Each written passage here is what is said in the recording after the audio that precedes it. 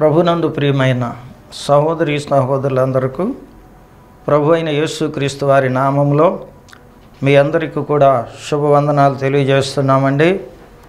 దేవుని యొక్క కృప మనందరికీ తోడుగా ఉండి ఈ దినం వరకు కూడా మనలను కాపాడి క్షేమముగా ఉంచి మరలా దేవుని వర్తమానం వినటానికి మీకు చెప్పడానికి నాకును సహాయపడిన మన ప్రభు అయిన యేసుక్రీస్తు వారికి దేవునికి కృతజ్ఞతలు చెల్లిస్తూ ఉన్నాం.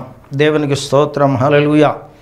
ప్రభునందు ప్రియులారా, మీరందరూ కూడా క్షేమముగా ఉన్నారని మీ ఫోన్ కాల్స్ ద్వారా నాకు తెలియపరచబడతా ఉంది.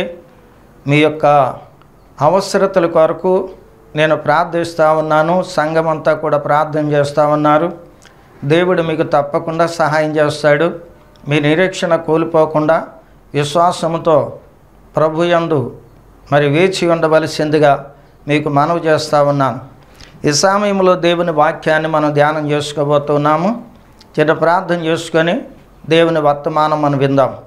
ప్రేమ కలిగిన తండ్రి, సకలాశీర్వాదములకు కారణభూతుడైన దేవా, యేసయ్యా నీకు వందనాలు స్తోత్రాలు నాయనా. దయగలిగిన తండ్రి, నీ మహాదయ కనికరాన్ని బట్టి మరొకసారి నాయనా నీ వర్తమానం అందించడానికి నన్ను నాయనా ఈ స్థలంలోనికి తీసుకుని వచ్చినందుకు నీకు స్తోత్రాలు చెల్లిస్తున్నాను. సమయంలో ప్రభువాని వర్తమానం వివరించబోతున్నాను. అయ్యా, నీ ఆత్మతో నన్ను అభిషేకించండి. శత్రువు నన్ను ముట్టకుండా వాని కీడు నుండి శోధ నుండి నన్ను తప్పించండి. నా నాలుక, నా స్వరము, నా పెదవులు చక్కగా నాయన నీ వర్తమానం అందించడానికి ఉపయోగపడినట్లుగా వాటిని ఆశీర్వదించండి. వర్తమానం చూస్తున్న నాయన వింటున్న మా సోదరి సహోదరులందరినీ కూడా దీవించి ఆశీర్వదించండి. నాయన నీ వాక్యం వింటూ ఉండగా అద్భుతాలు, ఆశ్చర్యమైన కార్యాలు వారి పట్ల జరిగించి వారి రోగములు, వారి వ్యాధులు, బలహీనతలు, బాధలు, సమస్యలు, అయా ఇబ్బందులన్నింటిలో నుంచి వారికి విడుదల దయచేసి సహాయం చేయమని ప్రభువైన యేసుక్రీస్తు నామమున వేడుకొనుచున్నాను పరమ తండ్రి. ఆమేన్, ఆమేన్. ప్రభునందు ప్రియమైన సోదరి సహోదరులారా, దేవుని యొక్క వాక్యములో నుండి ఆధ్యాత్మికమైన ఎదుగుదల గురించి మనము తెలుసుకొనబోతూ ఉన్నాము. ఆత్మీయ ఎదుగుదల ఎలా ఉంటుందో మనం ఈ అధ్యాయములో నుండి తెలుసుకోబోతూ ఉన్నాము. ఆత్మీయముగా మనం ఎదగాలి. క్రీస్తులో మనం జన్మించాం కనుక మళ్ళీ ఆయనలో మనం ఎదగాలి. సరే, ఒక విత్తనము భూమిలో వేసినప్పుడు అది బ్రతికి మొక్కగా మొలిసి చెట్టయి వృక్షమవుతుంది. ఎదుగుదల, అది ఎదుగుదల కలిగినప్పుడే మనకు సంతోషం కలుగుతుంది. కారణం ఏమిటంటే అది ఎదిగినప్పుడు ఒకటి నీడనిస్తూ ఉంది, ఫలాలు ఇస్తూ ఉంటుంది ఏమండి. అందువలన దానిని వేసి ఆ విత్తనం వేసినటువంటి యజమానికి సంతోషం కలుగుతూ ఉంటుంది. అలాగే ప్రభు అయిన యేసుక్రీస్తు నందు నువ్వు విశ్వాసం ఉంచి జన్మించావు కనుక నువ్వు ఆత్మీయంగా ఎదగాలి. ఆ ఎదుగుదల ఏమిటో ఈరోజు మీకు తెలియజేయబోతా ఉన్నాను. కనుక దేవుని యొక్క వాక్యములో మత్తయి సువార్త 5వ అధ్యాయం 44, 45 వచనాలు చదువుతాను. మీరందరూ కూడా బైబిల్ గ్రంథం కనుక మీ దగ్గర ఉన్నట్లయితే మీరు చక్కగా దాన్ని తెరచి మరి చదివి గ్రహించాలని మీకు మనవి చేస్తూ ఉన్నాను. 44వ వచనం, నేను మీతో చెప్పినదేమనగా మీరు పరలోకమందున్న మీ తండ్రికి కుమారులై ఉండినట్లు మీ శత్రువులను ప్రేమించుడి. 1, మిమ్మల్ని హింసించు వారి కొరకు ప్రార్థన చేయుడి. 2 మాటలు చెప్తా ఉన్నాడు ప్రభువైన యేసుక్రీస్తు వారు.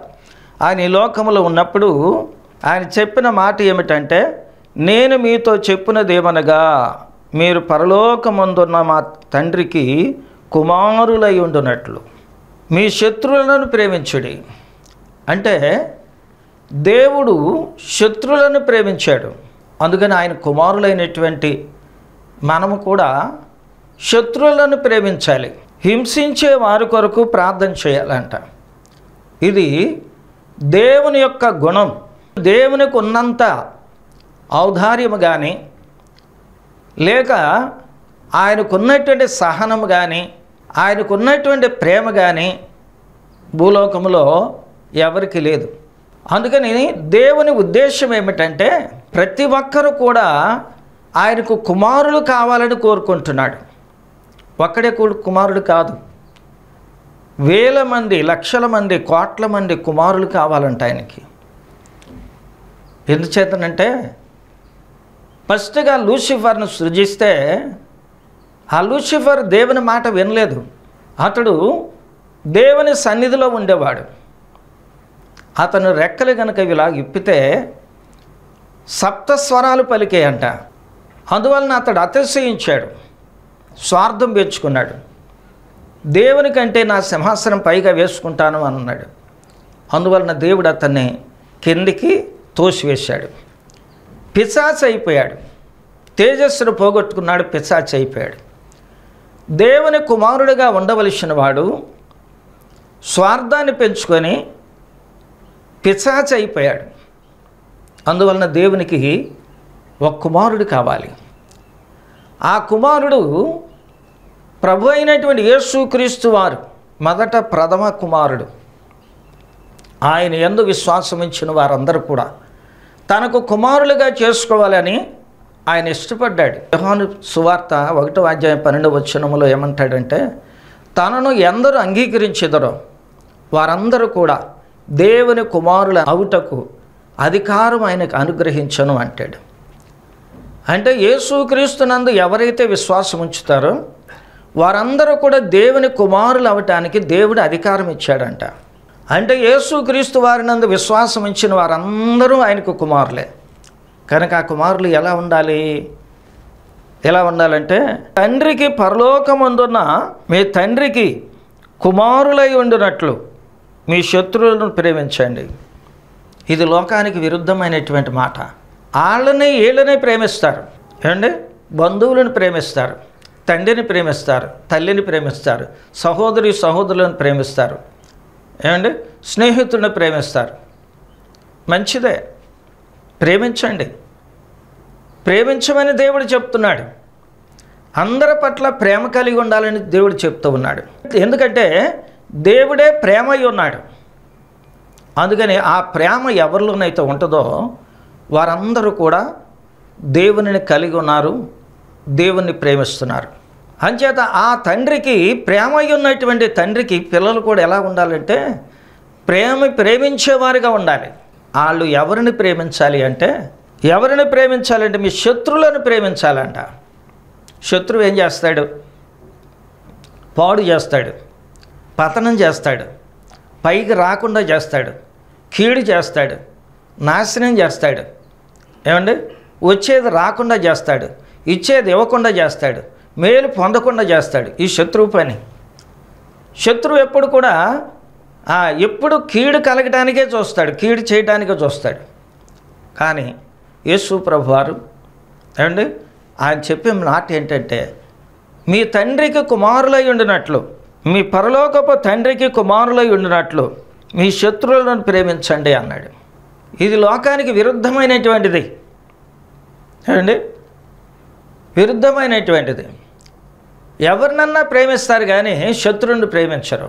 కానీ దేవుని యొక్క వాక్యం ఏం చెప్తుందంటే, మీ శత్రువులను ప్రేమించండి, మీ కీడు చేసే వారిని ప్రేమించండి, మీకు అన్యాయం చేసిన వారిని ప్రేమించండి, మిమ్మల్ని దూషించే వారిని ప్రేమించండి, మీకు మీ యొక్క ధనము ఎగ్గొట్టిన వారిని ప్రేమించండి, లేకపోతే మిమ్మల్ని హింసించిన వారికి ప్రేమించండి.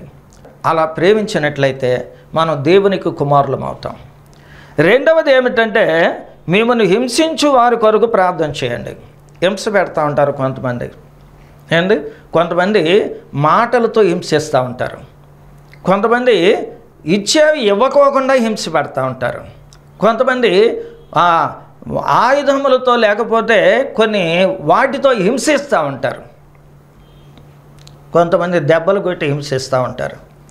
ఇలాగున కుటుంబాల్లో జరుగుతూ ఉంటాయి, ఇంకా ఆ ఉద్యోగాల్లో జరుగుతూ ఉంటాయి, ఇంకా అనేకమైన చోట్ల జరుగుతూ ఉంటాయి. ఇలాగా అలా హింసించేవారు ఎవరైనా ఉన్నట్లయితే వారిని ప్రేమించండి.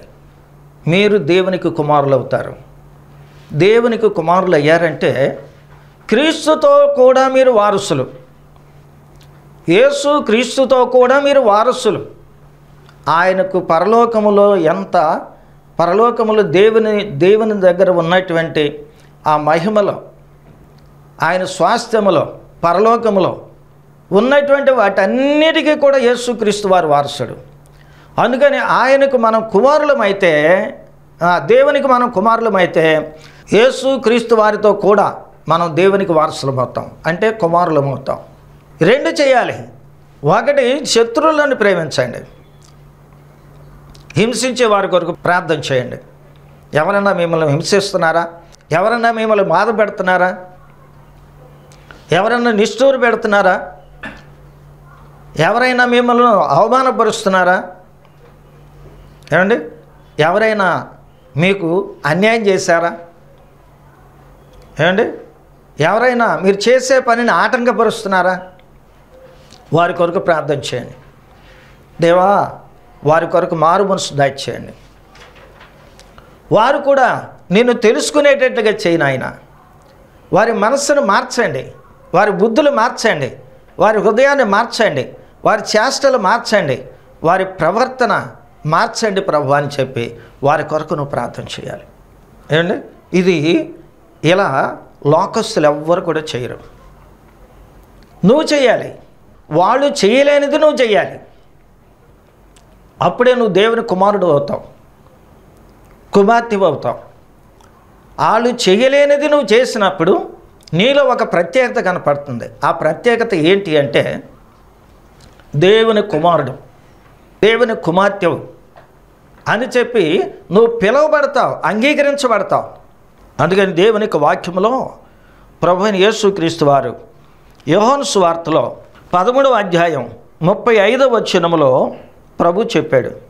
ఏమంటే, మీరు ఒకని ఎడల ఒకడు ప్రేమ కలిగిన వారైన ఎడల దీనిని బట్టి మీరు నా శిష్యులని అందరూ తెలుసుకుంటారన్నాడు. మీరు ఒకని ఎడల ఒకడు ప్రేమ కలిగిన వారైన ఎడల దీనిని బట్టి, దేనిని బట్టి?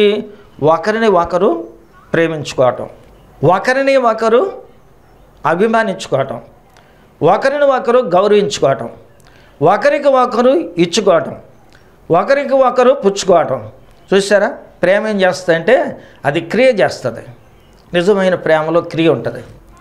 ఆ పని ఉంటుందంట. ఆ పని ఏది అంటే క్షమించడం. సరే, క్షమించడం. ఒకవేళ మన సహోదరుడు, ప్రభువుని నమ్మినటువంటి సహోదరుడు నీ సంఘంలో ఉంటే అతన్ని ఎడలు ఏదన్నా పొరపాటు చేస్తే క్షమించాలి. అతడు క్షమించమని చెప్పి అడిగితే నువ్వు క్షమించాలి.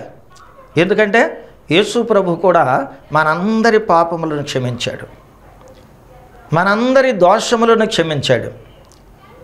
ఆయనకు మనము సహోదరుల మగునట్లుగా, ఏమండి, మనము కూడా ఆయన మనలను క్షమించినట్లు మనము కూడా ఇతరులను క్షమించే వారికి ఉండాలి. అంటే ప్రార్థనకు వచ్చే వాళ్ళని క్షమించడం, ప్రార్థనకు రాని వాళ్ళ మీద క్షమించకపోవటం అనేది కాదు.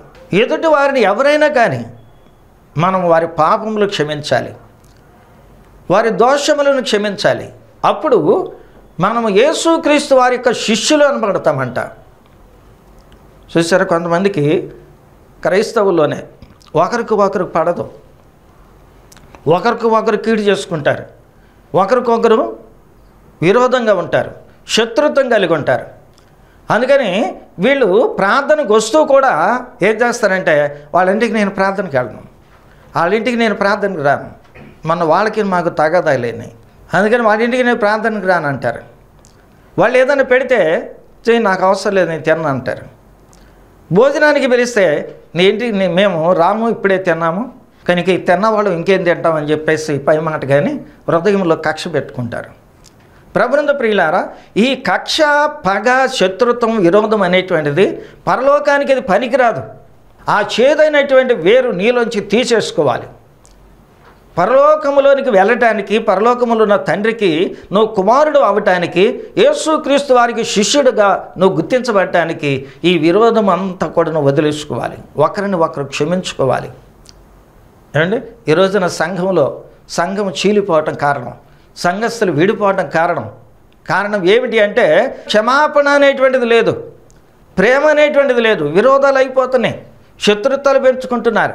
పైకి బాగానే ఉంటారు కానీ హృదయంలో మాత్రం శత్రుత్వాన్ని కలిగి ఉంటారు. చూస్తారా, ఇలాంటి వారు యేసుక్రీస్తు వారికి శిష్యులు అనబడరు.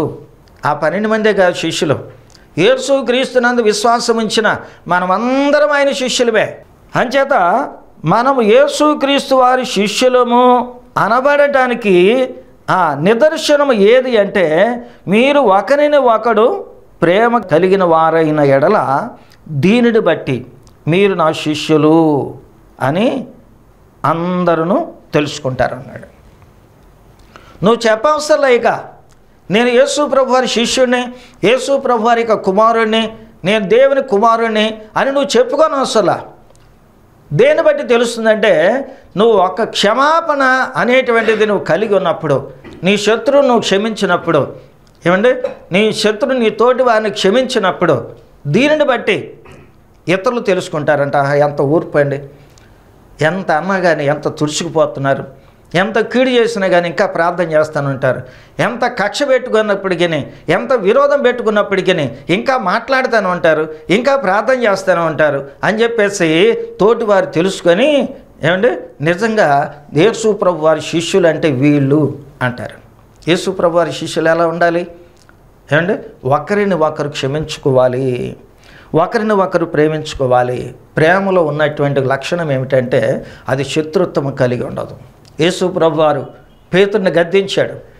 ఆయన అన్నాడు, మత్తయి సువార్త 16వ అధ్యాయంలో అన్నాడు, పేతురు గారికి శిష్యులందరికీ కూడా యేసు ప్రభు వారు చెప్పాడు ఏమనంటే, మనము ఈ యొక్క యెరూషలేముకి వెళ్తున్నాం, అక్కడ మనుష్య కుమారుడు శాస్త్రుల చేత పరిశీల చేత హింసించబడి కొట్టబడి సిలువకు అప్పగించబడతాడు, ఆయన చనిపోతాడు, సమాధి చేయబడతాడు, 3వ దినాన ఆయన లేవటం అనేది నిశ్చయము అని చెప్పాడు.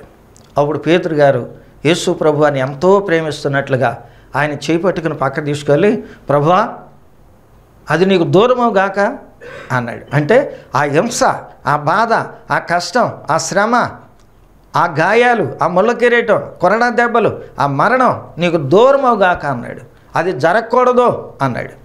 అప్పుడు ప్రభు అతని వైపు చూసి, సాతానా పో అన్నాడు. చూసారా, సాతానుడు అతనిలో ఉండి మాట్లాడుతున్నాడని చెప్పి ప్రభువుకు తెలుసు. అందుకని పేతురుని గద్దించినట్టుగా సాతాన్ని గద్దించాడు, సాతానాన్ని గద్దించాడు.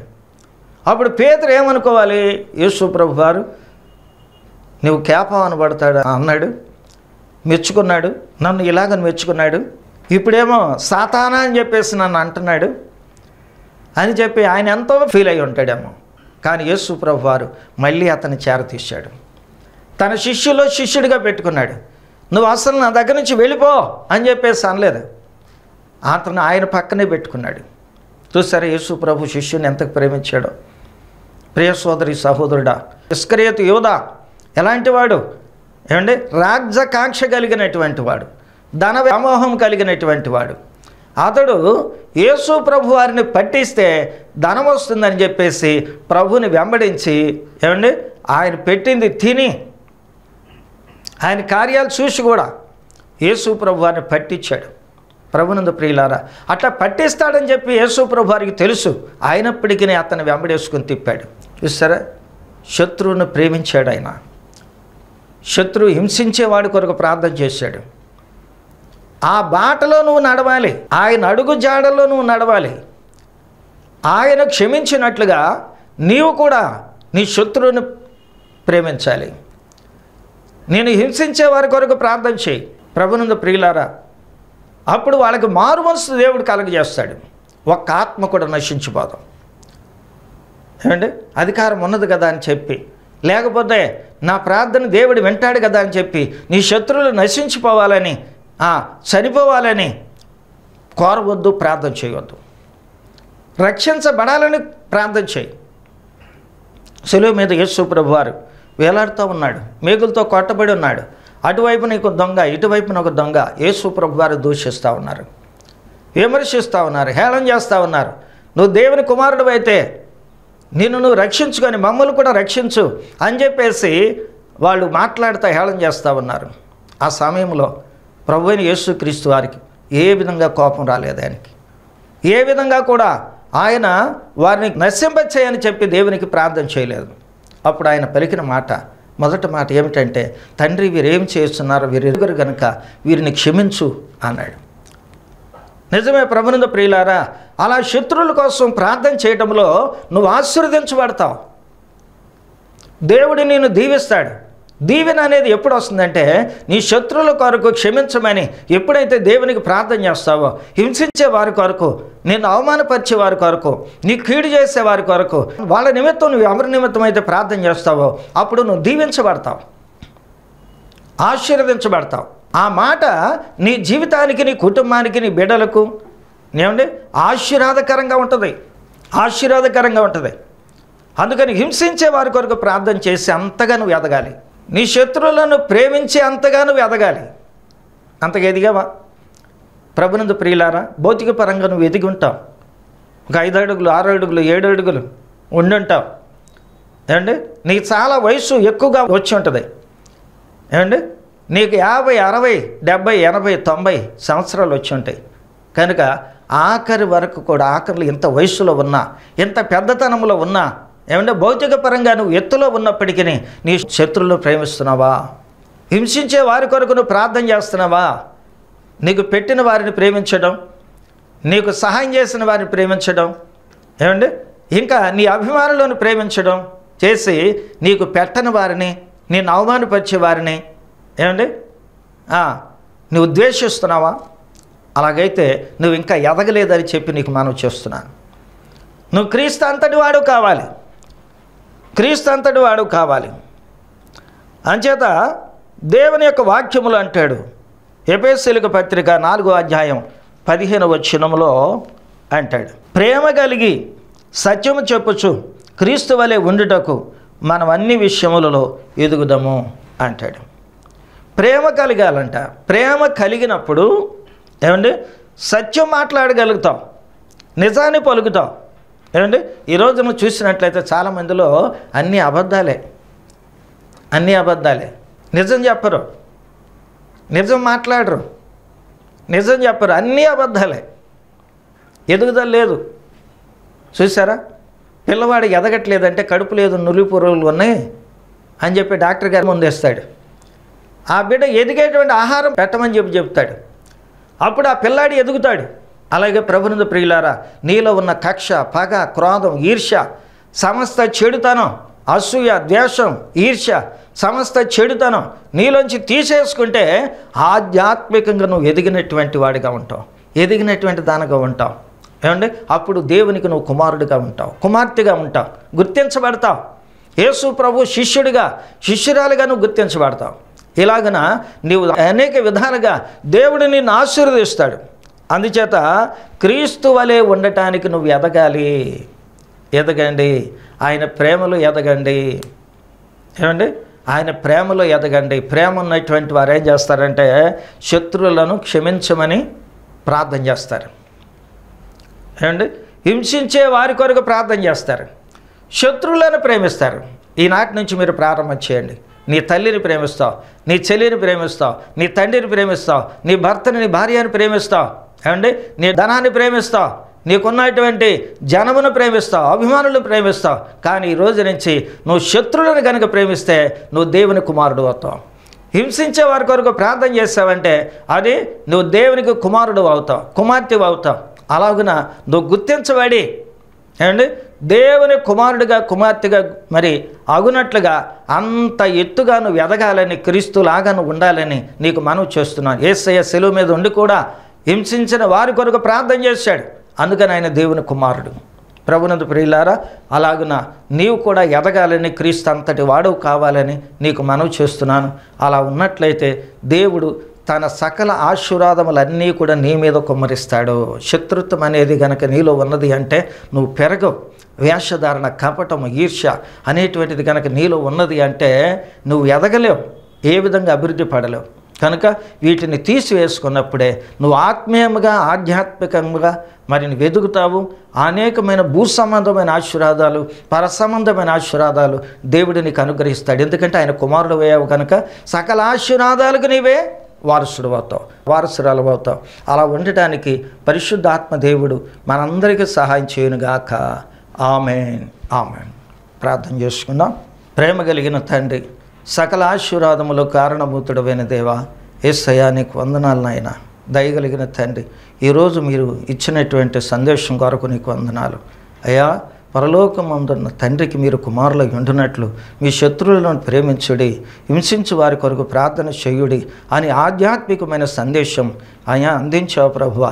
ఈ వర్తమానము విన్నటువంటి సూచన ప్రతి ఒక్కరు కూడా ఆధ్యాత్మికమైన ఎదుగుదల వారిలో కూడా కలిగి అయా మీరు మమ్మల్ని ప్రేమించినట్లుగా నాయన వారు కూడా ఇతరులను ప్రేమించేవారిగా చేసి ఆత్మీయంగా ఎదిగించి ఫలింపచేయని. ఎంతమంది వర్తమానం వింటున్నటువంటి వారు ఎంతమంది వ్యాధులతో, రోగాలతో, అయా ఇబ్బందులతో, నాయన ఆర్థిక పరిస్థితులతో, అప్పుల బాధతో బాధపడుతున్నారో వారందరికీ వాటి నుంచి విడుదల దయచేయండి. ఎంతమంది దురాత్మల చేత పీడింపబడుతున్నారో ఆ దురాత్మ శక్తులను వెళ్ళగొట్టి వాటి స్వాధీనమును బిడ్డలు విడిపించమని వేడుకుంటున్నాను. దీవించు నాయన. మా తండ్రి వర్తమానం అందించడానికి స్పాన్సర్ చేసిన మా ప్రభు రాజ్యలక్ష్మిని నాయన, అలాగే శ్రీనివాసరావు గారిని ఇచ్చిన కుమార్తెను నాయన, రాజ్యలక్ష్మి యొక్క తల్లి గారిని నాయన, కుటుంబ సభ్యులను, సహోదరులను కూడా అయా అందరినీ కూడా మీరు దీవించి ఆశీర్వదించి దీవెనలతో నింపి నాయన అనేక సార్లు ప్రభు నీ స్వార్థ సేవకు ఇలాగన అయా అందించేటువంటి నాయన మా తండ్రి నాయన ఇలాగనిచ్చేటువంటి మంచి మనసు అయా వారికి దయచేసి ఇచ్చిన కొలది అత్యధికమైన అభివృద్ధిని కలుగ చేయమని ప్రభు యేసు క్రీస్తు నామమును వేడుకొనుచున్నాను పరమ తండ్రి. ఆమేన్, ఆమేన్. ప్రభునందు ప్రియమైన సహోదరి సహోదరులారా, ప్రభు నామమును బట్టి అందరికీ వందనాలు చెల్లిస్తున్నాను. మీ అందరి యొక్క అవసరాలు నాకు తెలియపరచండి, ప్రార్థన చేస్తాను. ఏమంటే మొన్నటి దినమున ప్రార్థన జరుగుతూ ఉంటే మరి చిన్నబిడ్డను నొప్పి వచ్చి ఆ పిల్లాడు వాలిపోయాడు, కళ్ళు తేలేసాడు. ఏమండి నోటమట నురుగు వస్తూ ఉన్నాయి. వాళ్ళు ఏడుస్తూ ఉన్నారు. పక్కన వాళ్ళు మా మీద వివాదపడినటువంటి వాళ్ళు, ప్రభునందు ప్రియులారా, వివాదపడినటువంటి వాళ్ళు, చర్చ్ యొక్క సరిహద్దుల్లో వివాదపడ్డారు వాళ్ళు. కనుక వాళ్ళు ఏడుస్తూ అయ్యా మా మనవుడు ఇలాగన బాధపడుతున్నాడు, లేవట్లేదు, కళ్ళు తెరవట్లేదు అని చెప్పేసి అన్నారు. ప్రార్థన చేసిన వెంటనే ఒక్క 10 నిమిషాల్లో దేవుడు ఆ కుమారుని స్వస్థపరిచాడు. అదే హాస్పిటల్కి వెళ్తే ఎన్నో వేల రూపాయలు ఖర్చు అయిపోయాయి. ప్రభునందు ప్రియులారా, ఏమండి మన శత్రువులను ప్రేమించే వారికి ఉండాలి. అలాగను చేసినప్పుడు దేవుడు గొప్ప కార్యం జరిగించాడు. ఆ కుమారుడు బ్రతికాడు, ఎంతో క్షేమం కలిగి ఉన్నాడు. అలాగే మీ అవసరాలు ఏదైనా ఉంటే నాకు తెలియపరచండి, నేను ప్రార్థన చేస్తాను. ప్రార్థన ఉచితం, మీరేమీ భయపడవద్దు. దీనికి ఏమీ ఖరీదు లేదు, ఉచితం. కనుక మీరు మరి సహాయం కోరుకోండి, ప్రార్థన చేస్తాను. ఎనీ టైం నా ఫోన్ ఆన్లో ఉంటుంది, ఎప్పుడు పడితే అప్పుడు ప్రార్థన చేస్తాను. మీకు దేవుడు మేలు చేస్తాడు. దేవుడు మిమ్మల్ని దీవించును గాక. ఆమేన్. మన తండ్రి అయిన దేవుని ప్రేమ, కుమారుడైన క్రీస్తు కృప, పరిశుద్ధాత్మిక సమాధానం, సన్నిధి, సహవాసం ఇప్పుడు ఎల్లప్పుడూ ప్రభువు రాక పర్యంతం మనందరికీను మా రాజ్యలక్ష్మికి వారి కుటుంబానికి సర్వదా తోడై ఉండి కాపాడి నడిపించును గాక. ఆమేన్, ఆమేన్. మీ అందరికీ వందనాలండి.